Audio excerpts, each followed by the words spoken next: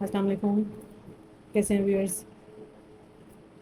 आज का जो हमारा टॉपिक है वो हेयर एंड बॉडी शैम्पू के बारे में है। बिल्कुल एक डिफरेंट टॉपिक है और इसको जो है वो प्रोडक्ट को आप बना के अपने फैमिली एंड फ्रेंड्स में भी इंट्रोड्यूस करवाएं और इसको सेल के पर्पज़ से भी एक बहुत अच्छा एक प्रोडक्ट है जो अभी तक मार्केट के अंदर इस तरह पब्लिकली जो है वो इन नहीं हुआ है।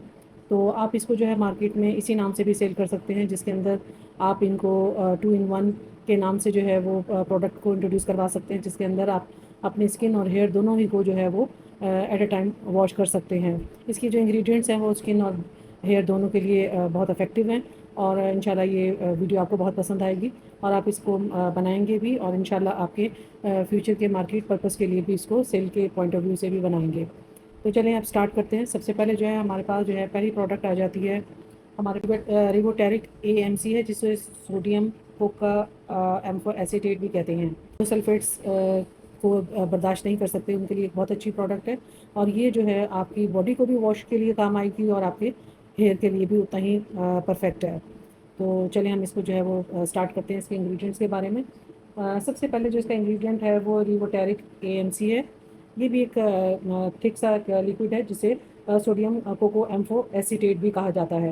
ये एक एम्फोटेरिक जो है वो सर्फेक्टेंट है। आपको पता है एम्फोटेरिक सर्फेक्टेंट वो होता है जो एसिडिक और अल्कलाइन दोनों की pH के ऊपर इजीली वर्क कर लेता है, यानी एसिडिक और अल्कलाइन दोनों में इसका काम जो है वो ज़बरदस्त रहता है और ये डर्ट और ऑयल को जो है वो रिमूव करता है।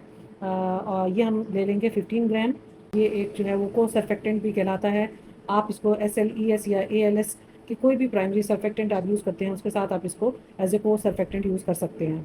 हमारा सेकंड इंग्रेडिएंट जिसको जो है वो हम एंटेल सॉफ्ट SCMB कहते हैं और इसका दूसरा नाम सॉर्बिटान सेस्क्वी कैप्रिलेट है।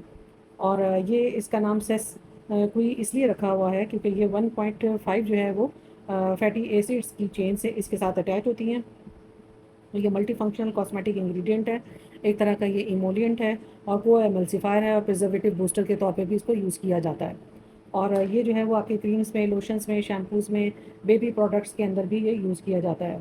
स्पेशली जो मेकअप की प्रोडक्ट्स होती हैं उनके अंदर भी ये यूज़ होता है। इसको जो है वो बहुत माइल्ड होता है, स्किन फ्रेंडली है और इसका जो है यूज़ आपकी प्रोडक्ट के अंदर एक ज़बरदस्त चेंज लेकर आता है। थर्ड के ऊपर हमारे पास आ जाता है हमारा सोडियम लॉरेल सर्कोसिनेट। ये सोडियम लॉरेल सर्कोसिनेट है। ये जो प्रोडक्ट है ये एक प्राइमरी सर्फेक्टेंट है। इसको जो है एनायनिक सर्फेक्टेंट भी आप कह सकते हैं। इसकी जगह के ऊपर अगर आपको ये ना मिले सोडियम लॉरेल सर्कोसिनेट 95%, तो आप इसकी जगह पे डाइसोडियम लॉरेल सल्फो एसिनेट 95% भी यूज़ कर सकते हैं। और ये आपको जो है वो लिक्विड फॉर्म में भी मिलता है और पाउडर फॉर्म में भी मिलता है। ये डिपेंड करता है कि आपने कौन सा यूज़ करना है। सिर्फ आपने एक्टिव मैटर का ख्याल रखना है कि वो कितने परसेंट जो है वो आपका एक्टिव मैटर है। और ये जो सोडियम लॉरेल सर्कोसिनेट है ये आपको जो है गुड फोमिंग देता है और स्किन और हेयर दोनों के ऊपर ये जेंटल है और बहुत अच्छा क्लीनिंग एक एजेंट है। और ये स्किन जो जिनकी सेंसिटिव होती है उनके ऊपर भी ये बहुत अच्छा काम करता है। तो ये फेस वॉशेस में, शैम्पूज़ में और इंटीमेट वॉशेस के अंदर बहुत ज़्यादा इसका यूज़ है।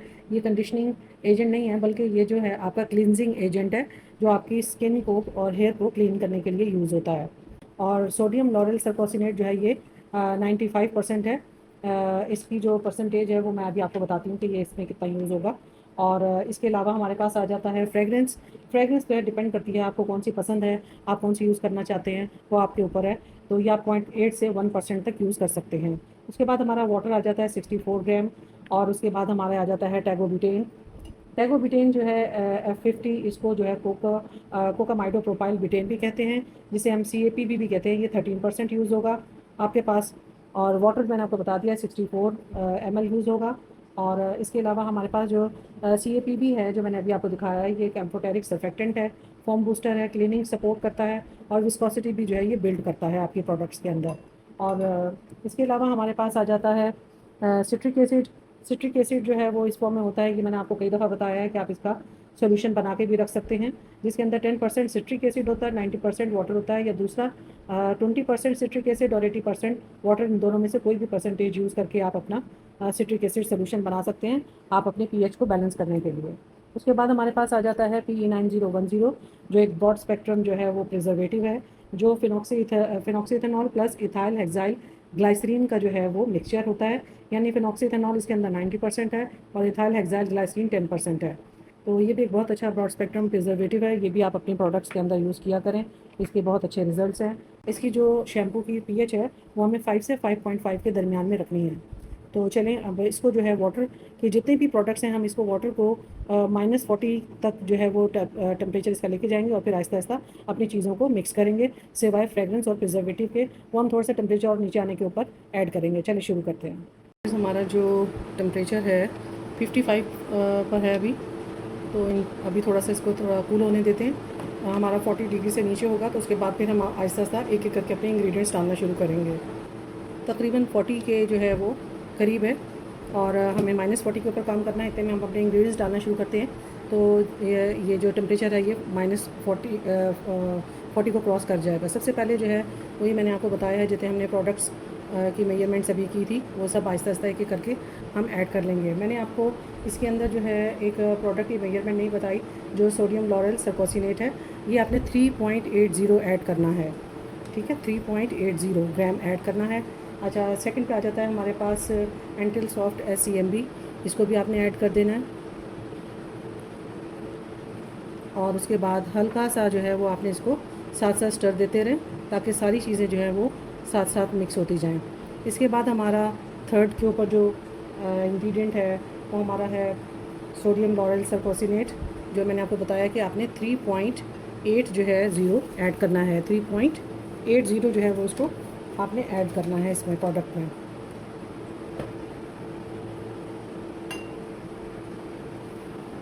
और इसको हल्का हल्का सा जो है वो आपने स्टर करते रहना है ताकि ये इसी टेम्परेचर के ऊपर चीज़ें जो हैं वो डिज़ोल्व हो जाएं और इसके अंदर जो है कोई फोम भी ना बने। आपने बहुत हल्के हल्के हाथ से इसको जो है वो स्टर करते जाना है।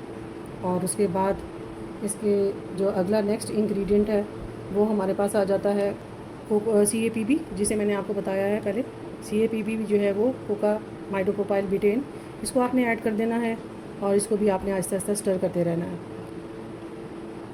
और अब इसका जो है वो हम टेम्परेचर चेक कर लेते हैं कि कितना है।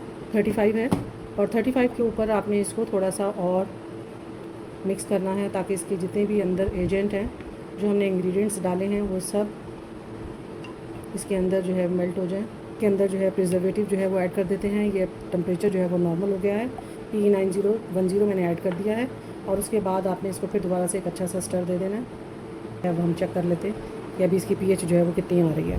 0.4 है, यानी इसका मतलब है कि इसकी बहुत ज़्यादा है। तो हम सिट्रिक एसिड का सोल्यूशन, जैसे मैंने आपको पहले बताया था, 20% जो है वो आपने ले लेना है सिट्रिक एसिड और 80% वाटर ले लेना है, या फिर आप 10% सिट्रिक एसिड और 90% वाटर का सोल्यूशन बनाने के बाद आप इसको जो है वो अपने पास बना के भी रख सकते हैं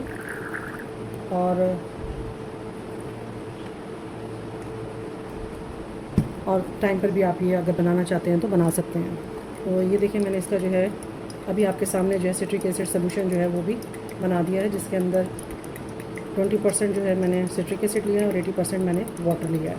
अब इसको हम आहिस्ता आहिस्ता से जो है वो पिपेट के थ्रू ऐड करेंगे ताकि हमारा जो सिट्रिक एसिड सोल्यूशन है वो ज़्यादा भी ना चला जाए। वो भी फिर एक बाद में मसला करता है कि उसको फिर एडजस्ट करना पड़ता है। ठीक है, और आहिस्ता आहिस्ता इसको दोबारा से अच्छे तरीके से स्टर करेंगे ताकि ये सारी जगह के ऊपर सिट्रिक एसिड अच्छे तरीके से चला जाए। हमारा जो pH है वो हर जगह का एक जैसा आना चाहिए। और हम जो है अपने रिक्वायर्ड जो हमारी pH थी हमने जो है वो अचीव कर लिया है। तो अब इसके बाद जो है आपने अगर इसको कमर्शियल सेल के पॉइंट ऑफ व्यू से बनाना है तो उसके लिए आपको इसके अंदर जो है वो पर्ल भी ऐड कर सकते हैं। और पर्ल जो है वो 1% भी आप ऐड कर सकते हैं, आप कलर भी ऐड कर सकते हैं। और इस तरह जो है वो आपकी जो प्रोडक्ट है वो देखने पे भी खूबसूरत लगेगी और इसकी जो फ्रेगरेंस है वो भी हम ऐड कर देते हैं। जो मैंने आपको बताया था कि हम तकरीबन 0.80% तक जो है इसकी पर्ल की जो फ्रेगरेंस है वो ऐड करेंगे, जो तकरीबन 1 से 2 ड्रॉप्स बनते हैं, वो इनफ है आपके स्किन के लिए और हेयर के लिए, क्योंकि ये दोनों के लिए यूज़ हो रहा है। तो आप तकरीबन 0.8 से 1% तक इसको यूज़ कर सकते हैं। अब क्योंकि हमारा सिट्रिक एसिड का सोल्यूशन ज़्यादा गया था, अब ये चीज़ें छोटी छोटी आपको अपने जहन में रखनी है कि आपने एज़ इट इज़ फार्मूले के हिसाब से नहीं चलना। अगर आपने देख लिया कि आपका लिक्विड जो है वो सिट्रिक एसिड का इसको बैलेंस करने में पीएच को ज़्यादा चला गया, तो आप थोड़ा सा इसके अंदर CaPB और ऐड कर दें ताकि इसकी थिकनेस जो है वो बरकरार रहे। तो हम इसके अंदर जो है वो CaPB जो है वो भी थोड़ा सा ऐड कर देंगे ताकि हमारा जो थिकनिंग का बैलेंस है वो इक्वल हो जाए। तकरीबन 1% तक आप इसके अंदर जो आपका CaPB है वो आप ऐड कर सकते हैं ताकि इसकी जो थिकनिंग है वो हमें इसी से ही मिल जाए। और अगर आपको मज़ीद थिकनिंग चाहिए, वो मैंने आपको बता दिया कि आप इसके अंदर जो है वो ग्वार गम, ज़ैंथन गम, कोई भी HEC जो भी आप यूज़ करते हैं, HPMC, और इसके अलावा मैं ये PEG फ्री भी बना रही हूँ, इसलिए मैंने इसमें PEG यूज़ नहीं किया है फॉर थिकनिंग। आप देखें कि कितना अच्छा जो है अभी इसके ऊपर फोम है। आप इसे रात का स्टे देंगे, ये बहुत अच्छा थिकनिंग एक आपका शैम्पू जो है वो तैयार हो जाएगा, जो आपकी स्किन और हेयर दोनों के लिए ज़बरदस्त है। आपको स्किन के लिए कोई चीज़ और यूज़ करने की ज़रूरत नहीं है, आप इसे बनाइए और इंशाल्लाह आपको इसके बहुत अच्छे रिजल्ट्स मिलेंगे। थिकनेस दिखाती हूँ,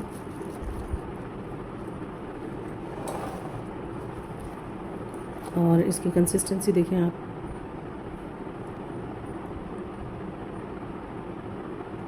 और इसका आप काम देखें कितना अच्छा है। आपने बहुत थोड़ा सा लेना है, और अभी देखिए मैंने वाटर यूज़ नहीं किया है। ये देखें कितना अच्छा ज़बरदस्त इसका रिज़ल्ट है। अगर हम इसे वाटर के साथ यूज़ करते हैं तो आप देखें मैंने कितनी छोटी सी एक क्वांटिटी ली है, और बड़ी अच्छा फ़ील है। इसका जो टेक्सचर फ़ील हो रहा है वो बहुत ज़बरदस्त है, और इसकी जो खुशबू है माशाल्लाह ज़बरदस्त है। Thank you.